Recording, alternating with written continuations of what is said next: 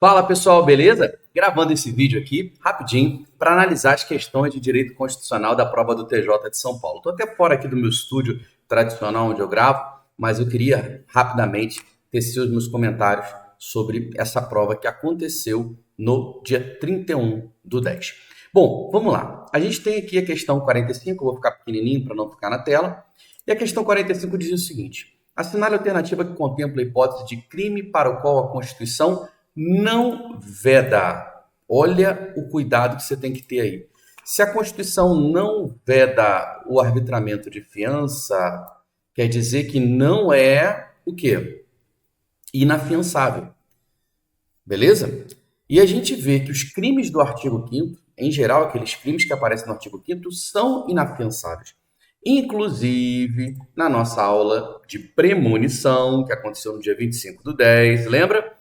A gente falou sobre esses crimes. Olha só, a Constituição considera, foi a questão 5 que a gente fez na aula de premonição, entre outros, como crime inafiançável e imprescritível, sujeito a pena de reclusão. E aqui eu fiz um quadrinho e eu falei para vocês que o racismo, o golpe, que é a ação de grupos armados, civis ou militares, contra a ordem constitucional e o Estado democrático, lembra que a gente fez o quadrinho? Racismo, golpe e os TTTH, todos eles são o quê? Inafiançáveis, tá? Tô fazendo a letrinha com o mouse aqui, por isso não tá ficando 100%. Mas, ó, todos esses aqui são inafiançáveis. Isso aqui eu fiz o quadrinho na revisão de semana passada. E o racismo e o golpe, além de inafiançáveis, são imprescritíveis e os TTTH insuscetíveis de graça ou anistia. Isso tudo está lá no nosso artigo 5º da Constituição, nos incisos 42, 43 e 44. Legal. E aí perguntou qual crime que não é inafiançável, ou seja, qual crime que permite fiança. É isso que está perguntando lá na questão. Então, o que você vai ter que ver? Você vai ter que ver o seguinte: quais são inafiançáveis? Racismo, golpe e TTTH. Esses você elimina. O que sobrar é o gabarito. Então, ó, racismo é inafiançável. O golpe, que é a ação de grupos armados, inafiançável. Tráfico, inafiançável. Hediondo, inafiançável, porque é o TTTH, tortura, terrorismo, tráfico e hediondos.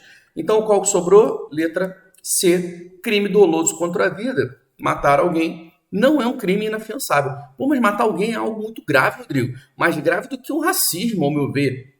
Ok, você pode até pensar assim, mas o Constituinte não pensou. Ele colocou como inafiançáveis só o racismo, o golpe, que é a ação de grupos armados contra a ordem constitucional do Estado Democrático, e os TTTH, tortura, terrorismo, tráfico de drogas e crimes hediondos. Esses são os crimes realmente inafiançáveis e a gente trabalhou isso na nossa revisão de premonição. Quem participou não errou essa questão com certeza na prova.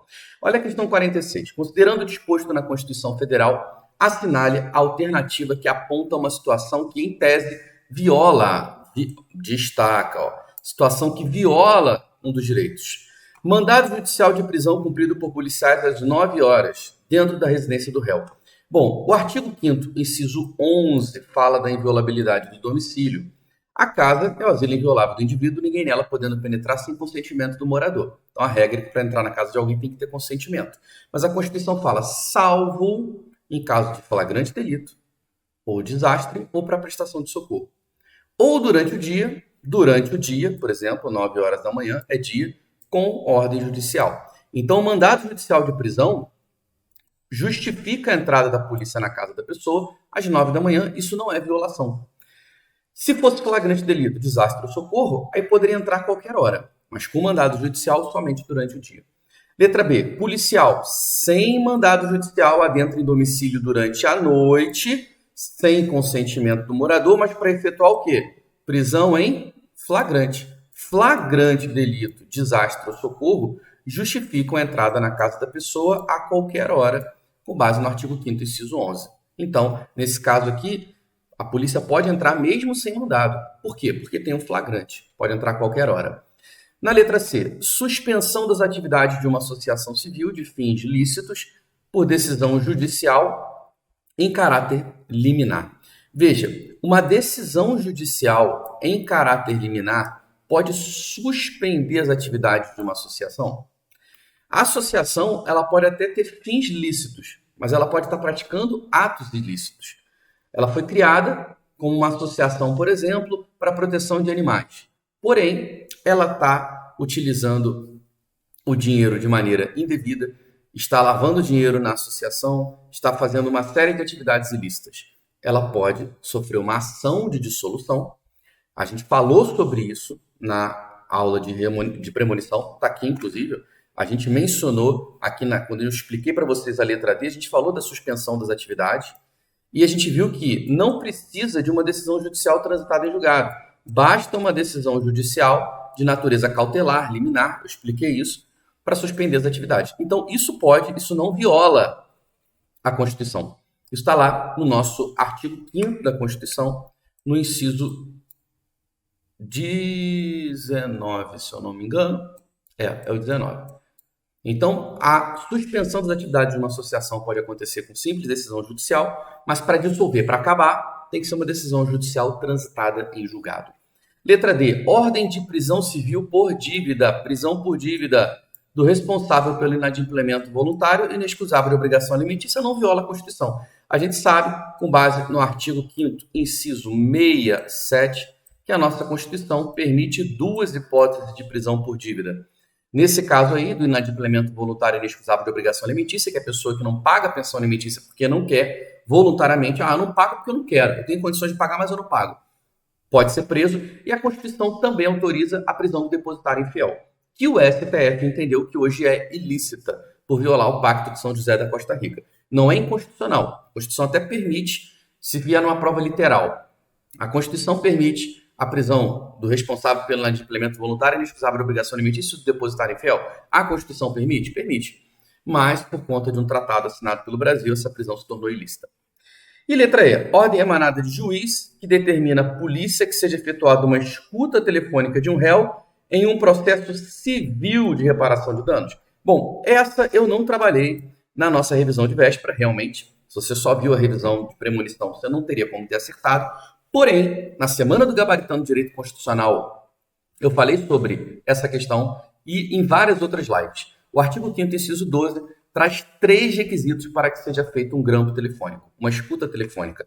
Quais são os 3 requisitos? Essas 3 palavrinhas aqui que eu sempre falo. Tem que ter juiz, tem que ter lei e tem que ter o quê? Tem que ter um crime. Juiz, lei e crime. Só pode ser autorizada a interceptação telefônica, a escuta telefônica, se tiver esses 3 requisitos. Ordem judicial, nas hipóteses e na forma que a lei estabelecer, para fins de investigação criminal ou instrução processual penal. Então, se for para uma situação em que o indivíduo é réu no processo civil, não pode ser ordenada a escuta telefônica. Então, neste caso, há uma violação ao artigo 5º, inciso 12 da Constituição, e por isso o gabarito é a letra E. Bom, questão 47 trata dos direitos dos trabalhadores urbanos e rurais. Nós fizemos 2 questões na revisão sobre esses direitos dos trabalhadores urbanos e rurais, e inclusive a resposta que é o gabarito a gente trabalhou na revisão. Então, olha só, letra A. Lembrando que esses direitos dos trabalhadores urbanos e rurais estão no artigo 7º da nossa Constituição Federal. Então, é direito deles. Participação nos lucros ou resultados vinculada à última remuneração? Não, a Constituição fala que é desvinculada da remuneração. B. Relação de emprego protegida contra despedida arbitrária com ou sem justa causa, nos termos de lei complementar que preverá a indenização compensatória? Nós falamos sobre isso na aula passada. Olha aqui. O que a gente viu? Relação de emprego protegida contra a despedida por justa causa. Eu falei, não, é só quando a despedida for arbitrária ou sem justa causa. E aqui justamente ele coloca com ou sem justa causa? Não, é só se for sem justa causa. Se a despedida é por justa causa, não cabe a indenização compensatória. Isso está logo no inciso 1 do artigo 7º. Relação de emprego protegida contra a despedida arbitrária ou sem justa causa, nos termos de lei complementar que vai prever uma indenização compensatória. Então, se o trabalhador é mandado embora arbitrariamente, sem ter uma justa causa, ele tem direito à indenização. Licença gestante sem prejuízo do emprego e do salário com a duração de 180 dias? Não, a nossa Constituição fala em 120 dias. Mas, Rodrigo, eu ouvi dizer que pelo programa Empresa Cidadã pode ser concedido 180? A Constituição não fala disso. Isso é uma lei que trata do aumento desse prazo para algumas situações. Então, pela Constituição, 120 dias de licença gestante e licença paternidade, 5 dias. Letra D. Assistência gratuita aos filhos e dependentes desde o nascimento até os 5 anos de idade em creches e pré-escolas. É exatamente essa daqui. A Constituição traz esse direito de crianças, filhos e dependentes do nascimento até os 5 anos terem um auxílio creche, auxílio pré-escola, ou o patrão vai manter uma estrutura de creche ou pré-escola para esses filhos e dependentes até os 5 anos de idade. E letra E, jornada de 8 horas para o trabalho realizado em turnos ininterruptos de revezamento. Não, quando é turno ininterrupto de revezamento, são 6 horas e não 8 horas. Então, jornada de 6 horas para o trabalho realizado em turnos ininterruptos. E a gente falou sobre isso. Teve uma questão, por um acaso não foi essa aqui não, mas teve uma outra que eu falei da jornada. Que a jornada normal é de 8 horas diárias e 44 semanais, mas a de turno ininterrupto, a nossa Constituição fala que é de 6 horas essa jornada, beleza? Então, alguns desses itens a gente trabalhou nas questões também sobre os direitos dos trabalhadores. Questão 48, uma questão tratando de naturalização, de nacionalidade. Olha aí. Considerando as hipóteses possíveis de naturalização brasileira, assinale a alternativa que descreve uma situação de naturalização compatível com a Constituição. Olha a letra A. Nascido no estrangeiro. Pessoal, quando falar em nascido, é porque está relacionado a quê? Ao nato. Então não tem nada a ver com naturalização. Quem nasce no estrangeiro de pai brasileiro ou mãe brasileira, ele pode vir a ser brasileiro nato pelo ius sanguinis, pelo sangue. Né? Então, nasceu de pai estrangeiro ou mãe brasileira, qualquer um deles a serviço do Brasil vai ser brasileiro nato. Nascido no estrangeiro, a mesma coisa, ó, nascido. Né? Nascido está ligado aqui, a nato, no estrangeiro, de pai brasileiro ou mãe brasileira, registrado em repartição brasileira competente, ou que vem residir no Brasil e opte qualquer tempo pela nacionalidade. Essas hipóteses aqui são de nato, estão no artigo 12 da Constituição, lá no inciso 1, que é onde traz os brasileiros natos. Ele quer os naturalizados, então estão no artigo 12, inciso 2. Olha a letra C, o estrangeiro de qualquer nacionalidade. Ah, beleza, agora sim, um estrangeiro de qualquer nacionalidade residente no Brasil, na República Federativa do Brasil, há mais de 10 anos ininterruptos e sem condenação penal. Esse cara aqui pode se naturalizar? Não, por quê? Porque a Constituição fala que são os estrangeiros de qualquer nacionalidade residentes no Brasil há mais de 15 anos ininterruptos e sem condenação penal. Eles, desde que requeram, a Constituição ainda fala, desde que requeram, eles vão poder se naturalizar. Na letra D, cidadão originário de países de língua portuguesa, idôneo moralmente, então com idoneidade moral. Legal. Residente no Brasil há 1 ano ininterrupto e que, na forma da lei, adquiriram nacionalidade brasileira. Esse cara aqui vai ser brasileiro naturalizado? Vai, de fato vai. E, inclusive, a gente tinha corrigido isso na questão. Essa questão aqui que falava que era nato, a gente corrigiu na aula de premonição, que, na verdade, eu ainda escrevi, não, aqui é naturalizado. Quem? Os que, na forma da lei, adquiram nacionalidade brasileira, exigidas aos originários de países de língua portuguesa apenas o quê? Residência por 1 ano, ininterrupto, idoneidade moral. Foi exatamente o que a questão trouxe. Originário de país de língua portuguesa, idoneidade moral, residência por 1 ano ininterrupto, adquirindo na forma da lei. Então essa a gente viu completamente na sala de aula, na aula de premonição. E o nascido, falou em nascido, é nato, né? Nasceu no Brasil, na República Federativa do Brasil, com pais estrangeiros que não esteve servindo seu país, esse seria brasileiro nato.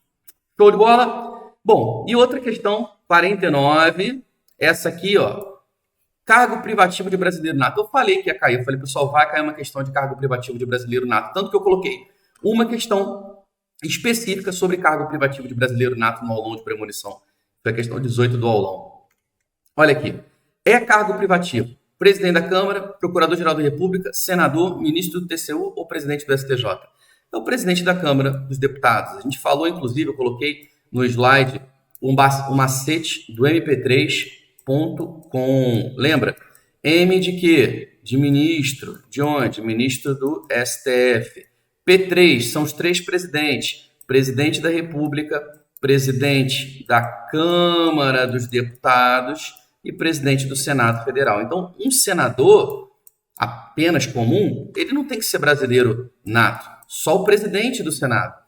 O com aqui é carreira diplomática, oficial oficial das Forças Armadas, e o M é ministro de Estado da Defesa.